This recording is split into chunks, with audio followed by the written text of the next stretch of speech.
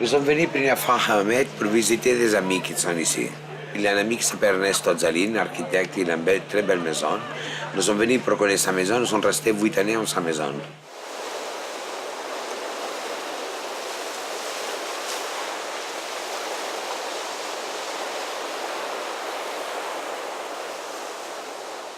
On a ouvert au paysage, on a ouvert à la mer, parce que c'était un peu caché, avec des petites fenêtres, elle était un peu ancienne à ses côtés.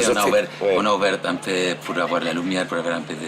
Il y a une maison ouverte à la mer, avant des maisons très petites, fermées, sur petites fenêtres, petits ports, nous avons ouvert la maison jusqu'à la mer.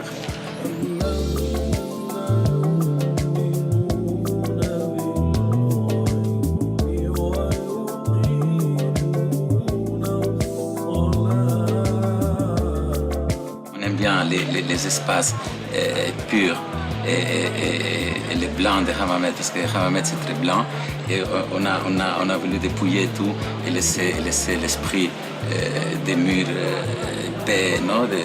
Plus simple possible. Le plus simple possible, oui.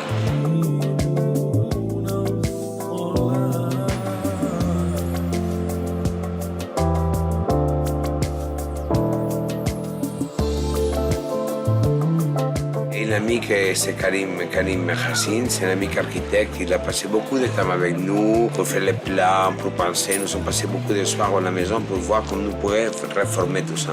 Nous, il y a plein d'idées. C'est toujours nécessaire d'un architecte ou personne professionnelle à côté de nous qui nous dit si ça c'est possible, l'autre c'est pas possible, de chercher la solution pratique. À chaque moment de la journée, il y a une lumière différente. Il fallait profiter de cette vue. Initialement, les chambres étaient à l'étage. Donc comme il y avait une belle vue, j'ai préféré installer le salon à l'étage. Et puis j'ai ouvert un maximum au niveau des murs, des percements de 3 à 4 mètres, des grandes ouvertures qui épousaient la forme des voûtes. On peut voir la mer de chaque côté. À chaque fois qu'on est installé dans un coin du salon, on voit la mer.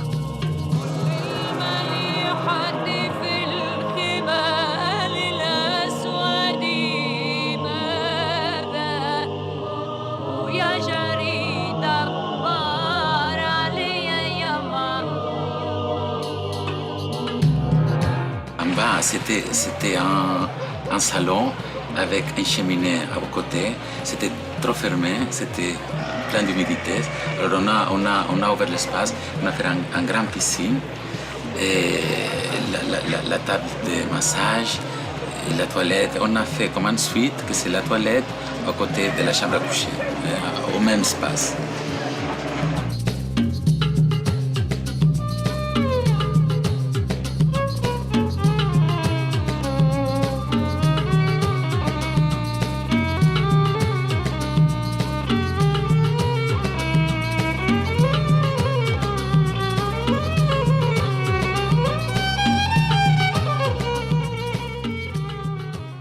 Azim, je pense qu'il est un des meilleurs artistes que j'ai vu en Tunis. Il travaille très bien la céramique. Et ça, c'est une pièce spéciale, qui a les grandes pièces avec toutes les boules. C'est un peu comme un rosario espagnol. C'est très espagnol aussi, le rosario, mais fait en énorme taille. C'est très joli. Et l'hiver à Hammamet, c'est très joli aussi.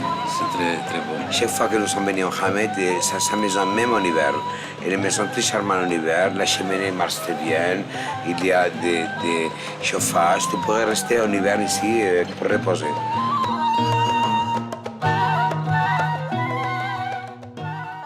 Il y a un élément assez important qui était la cheminée. Donc, je voyais une forme circulaire et puis on a parlé d'une goutte d'eau et de la goutte d'eau, j'ai fait un petit dessin sur le mur et on voyait une goutte d'eau qui descendait du plafond. Et puis j'ai décidé avec mes clients de reproduire cette goutte d'eau avec un trou qui était le foyer de la cheminée.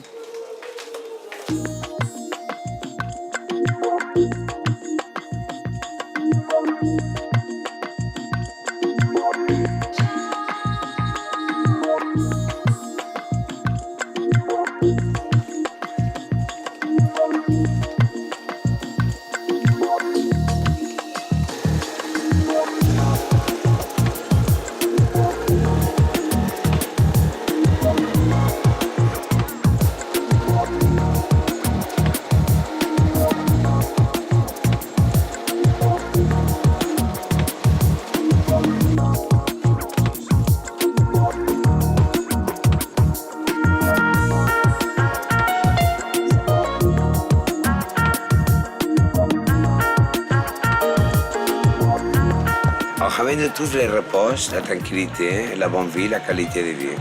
Parce que si tu passes l'été au Ibiza, nous, cette maison à Ibiza, tu passes l'été à Ibiza, il est obligé d'aller dans notre fête, de connaître tout le monde, de parler avec tout le monde. Mohamed, il a une tranquillité, il a les mers, la calme, il a les bons poisons, je pense qu'il a la température parfaite, il a la gente, ils sont adorables. Et je pense qu'il est un petit paradis pour Mohamed.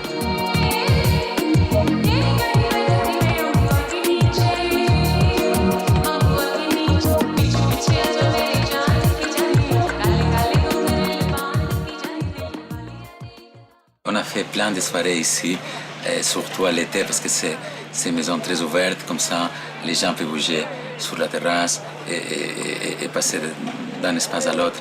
Et on a fait des soirées incroyables avec beaucoup de monde, 80 personnes, 100 personnes qui passent. C'est très joli. Vraiment, à l'été, on a passé des jours inoubliables.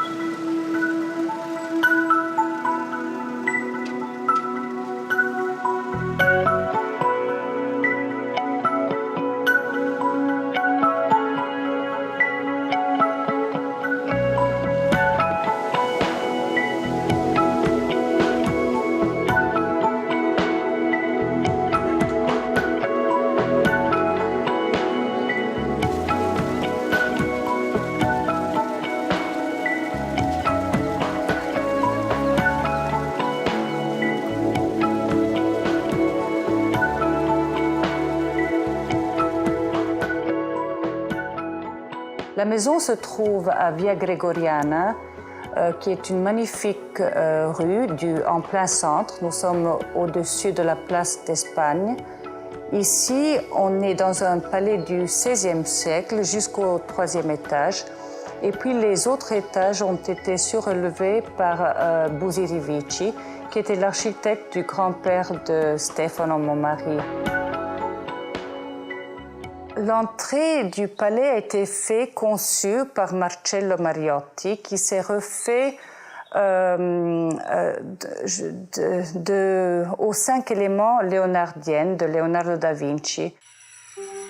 Il y a 3 ans, l'architecte qui s'appelle Massimo d'Alessandro, un grand architecte, il a fait des magnifiques maisons ici à Rome, nous a demandé, moi je lui ai demandé au fait, seulement 2 petites interventions. C'était un escalier qui raccordait les 2 étages et une salle de bain. Et il a dit, écoute, Ileana, je peux refaire un escalier, mais je trouve que cette maison est tellement belle, elle mérite d'être faite toute. Il a tout refait et je trouve que son chef-d'œuvre, si je peux employer un terme semblable, c'est son escalier. Et c'était finalement la possibilité d'avoir une maison entière. Je mène un peu de vie, une d'artiste et une de femme de Stefano, qui a un sens très privé de son espace. Quand on a pensé de faire cette maison, ma première préoccupation, c'était qu'il avait une cuisine digne de son talent. Il a un grand talent de cuisinier. Et on a décidé de lui donner une des parties les plus jolies de la maison, c'était sur la vue de Rome. Alors quand il cuisine les immenses poissons, il le faisait pas dans un lieu caché de la maison, mais sur les toits de Rome et sur la cupola de San Pietro.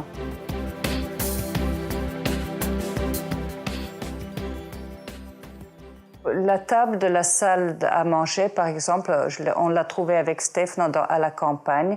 Et on a eu beaucoup de chance parce qu'elle est très étroite. La salle à manger étant très longue, c'était une belle coïncidence. Et puis on a décidé de mettre des chaises un peu de tous les genres. Chaque membre de la famille a un sens de l'espace et qu'il se sente chez lui. Tout le monde est très indépendant, tout le monde mène des vies indépendantes. Ma fille Prisca elle veut devenir créatrice de mode et donc elle a un style particulier qui est à elle seule.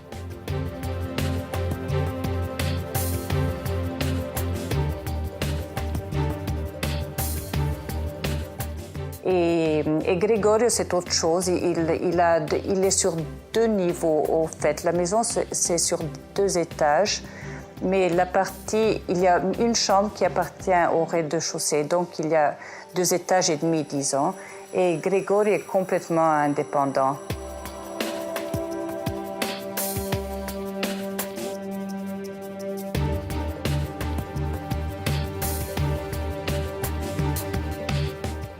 Alors, Massimo d'Alessandro aime beaucoup les salles de bain. Donc, il a fait une salle de bain complètement en verre, en bas, mais il a respecté le plafond. Donc, il a rendu avec une transparence.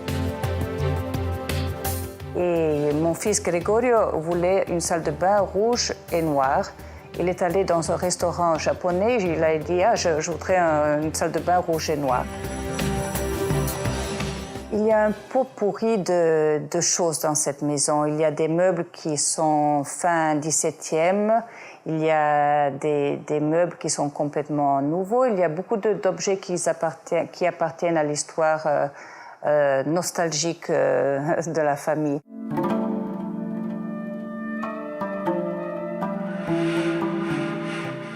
Il y a une magnifique chaise de Richard Peduzzi, tout en fer. J'aime aussi collectionner, donc j'ai acheté un Michaud, j'ai acheté un petit Calder. J'aime beaucoup la photographie, mais pas comme moi je la produis ou comme je la crée. J'aime les portraits d'artistes et j'ai une petite collection de photos qui parlent de la vie, de la biographie des artistes à travers leur visage.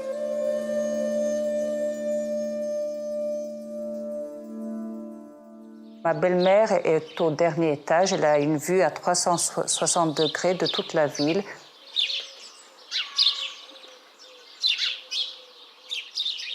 Les choses dans une maison se font peu à peu, avec amour. Les choix sont naturels. On n'a pas eu la vocation à faire une maison dans un genre ou dans un autre.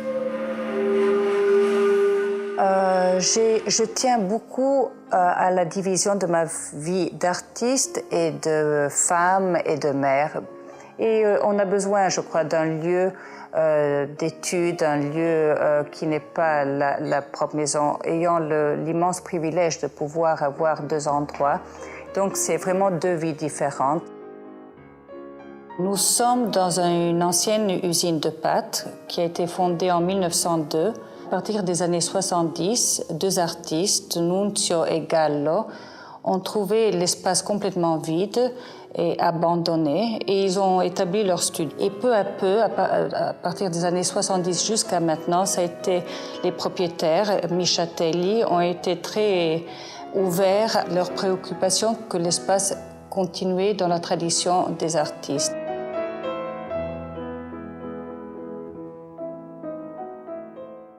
La bibliothèque engloutie, qui fait partie, le titre général c'était l'humaine synthèse, et c'est un titre assez présomptueux, mais parce qu'il s'agissait de jeter à l'eau aussi des chefs-d'œuvre de la littérature, mais pas seulement. J'ai jeté à l'eau des livres qui sont les restaurants d'Italie, un catalogue d'art, et aussi Dante, Shakespeare, le Père Goriot de Balzac. L'idée de jeter un livre à l'eau est un acte, un sacrilège.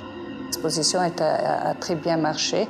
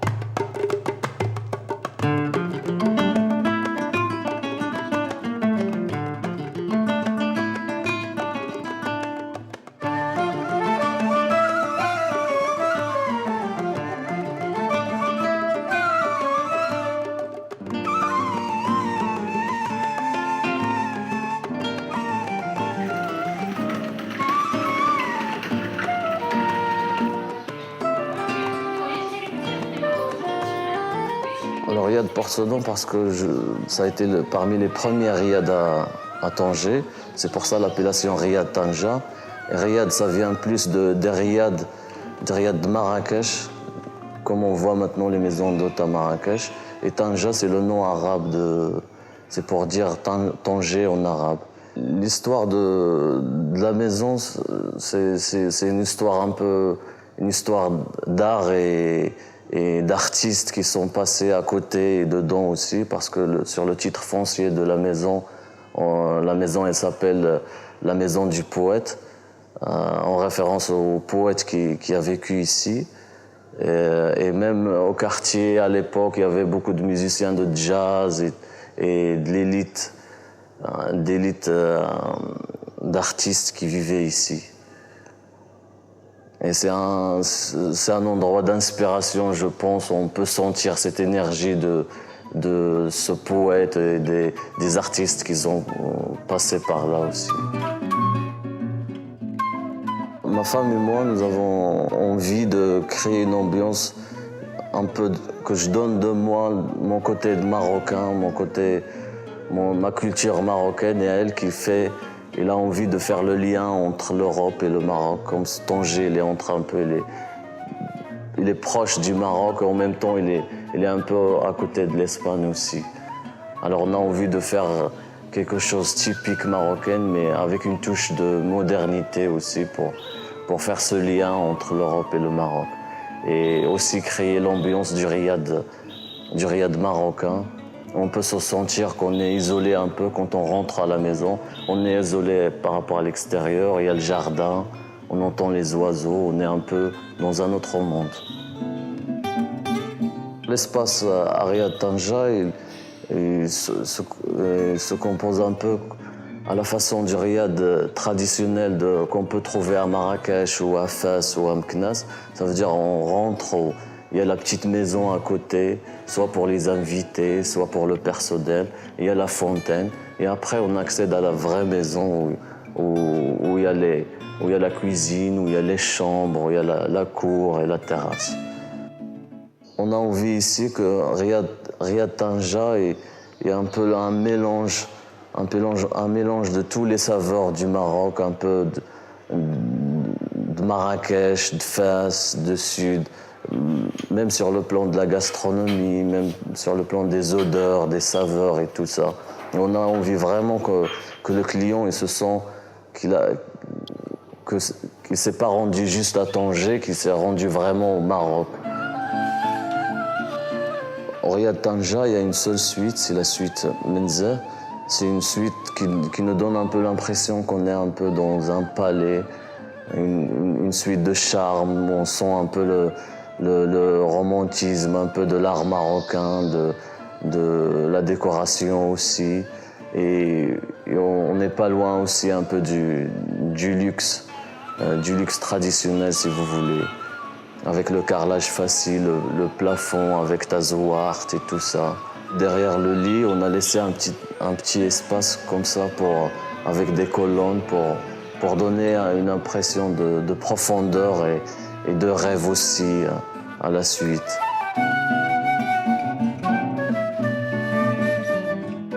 En face de la salle de bain, on voit des photos en noir et blanc de femmes marocaines.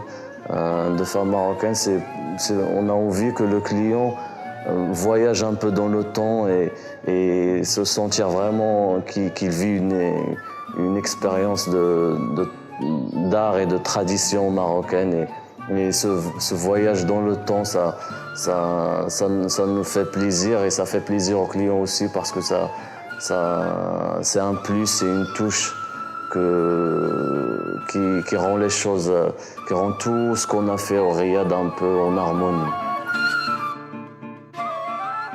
Dans la deuxième maison, on a gardé deux espaces communs, le salon-bar et la salle à manger. Et le salon-bar, on a voulu qu'il se compose de plusieurs petits coins que le client peut venir et se connecter à Internet, par exemple. Il peut venir et prendre un bouquin et voir sa deuxième étape de son voyage, par exemple. On a beaucoup de bouquins sur les cités impériales, le Maroc, Meknès, Fès. C'est un coin aussi que le client, avant de rentrer à la salle à manger pour manger, il peut boire un verre et parler, rester tranquille au calme aussi. Et c'est un coin où on se sent bien et on se sent en famille, on se sent invité chez une famille.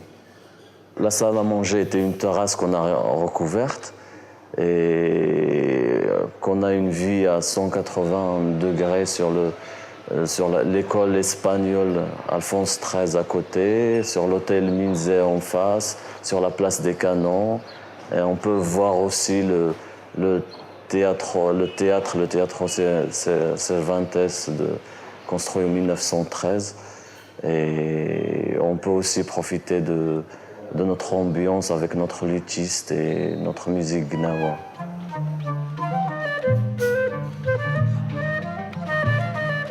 Ce que j'aime le plus en me promenant dans les rues de Tanger, c'est ce sentiment qu'on ressent de ce passé, évoqué par l'architecture un peu espagnole aussi, ce qu'on ressent d'artistique aussi, toutes ces expériences humaines qui sont passées par là.